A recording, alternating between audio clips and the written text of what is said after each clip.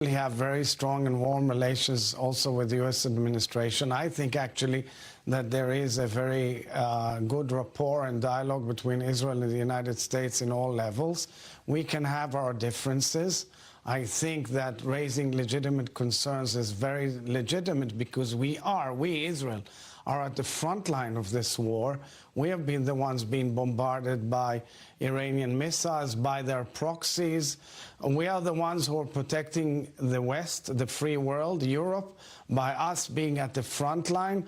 We are the ones who are out there as a very close ally, intimate ally, and loyal ally with the United States in trying to make sure that Iran does not reach any nuclear capability or becoming a threshold state. And therefore, I think the dialogue should be held in closed rooms. I think it should be open and frank as it's always been, because we do enjoy very close and trustworthy relations between the nations.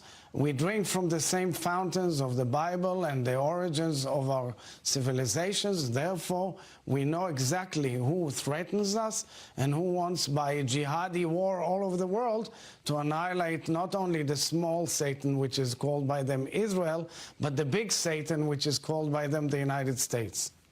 Mr. President, have you tried to reach out to Lebanese President Joseph Aoun and tell him that he should be standing up to Hezbollah in his own country? Because at the end of the day, the place to get to could be better relationships between Lebanon and Israel. Obviously, Hamas is the problem. Have you called on President Aoun to take up arms against Hezbollah in their own country? So that's a very beautiful question, because 2 weeks ago, I stood on the border between Israel and Lebanon, in a place where you could see that peace can be the most incredible thing there. And I spoke in Arabic to President Aoun, to the government, and of course the people of Lebanon. And I made clear, we do not have any territorial aspirations in Lebanon. We don't have major arguments with Lebanon. We want peace. And my dream, which I said to the Israeli people as well, is to take a car and drive all the way to Beirut.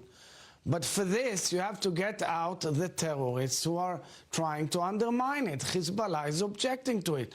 Hezbollah has violated the ceasefire that was declared by President Trump a few weeks back over and over and over again. We have dozens of casualties. They fired only 50 sites in the last few days.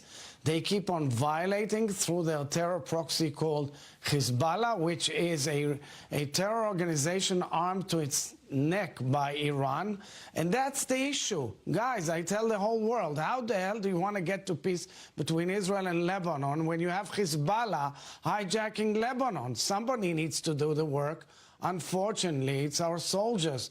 Yeah, I don't see anybody else doing it unless there will be a diplomatic outcome which makes clear that Hezbollah is disarmed and moves out of their capability of limiting the ability to get to peace. And that's the whole crux of the strategic and tactical debate that's going on around Lebanon these days. Mr. President, we appreciate your time. We are continuing to follow the negotiations in Switzerland, and your insight is valuable. Thank you for taking time today, President Isaac Herzog of Israel. Thank you very much. And again, I want to make clear, it is clear that we have an intimate and good dialogue with the United States of America. We respect President Trump's efforts, and we are raising legitimate concerns which need to be discussed properly.